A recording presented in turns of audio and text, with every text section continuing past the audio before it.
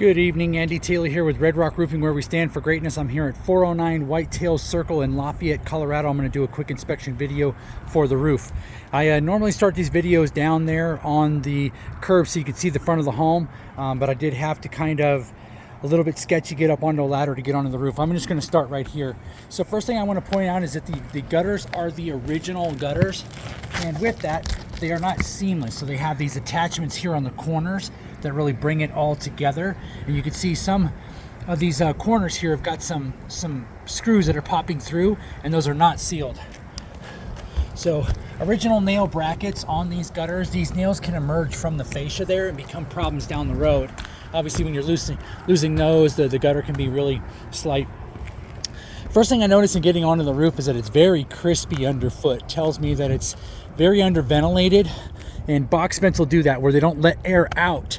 They really leave more stagnant air. So consistent through this roof, it's very crispy underfoot. Tells me the roof is probably about maybe 15, 16 years old.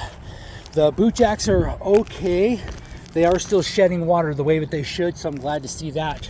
There is some collateral damage from hail here in the past, but some of these bigger indentations could even be a woodpecker as is, but you can see all the small ones that might have happened with hail.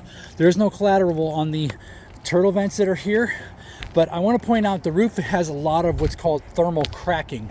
Thermal cracking is obviously when air stagnates in the air and it cooks the shingles from underneath. So the thermal cracking is pretty consistent throughout the entire roof here.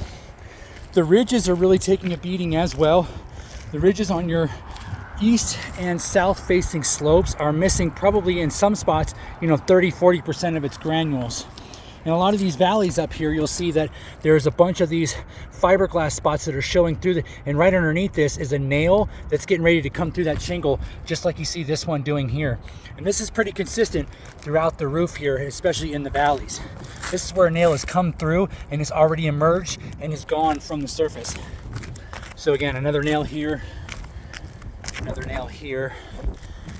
The gutter right on this side over here is full of some debris, and that needs to be cleaned out for sure. All right, next thing I want to point out is going to be at the very top here.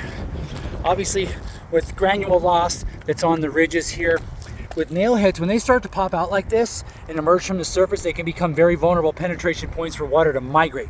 Now that's happened quite a bit here. You can see that these nails are no longer here.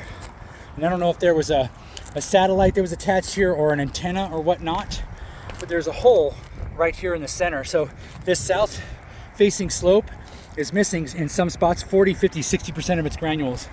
But again, what's consistent to the south is all kinds of thermal cracking.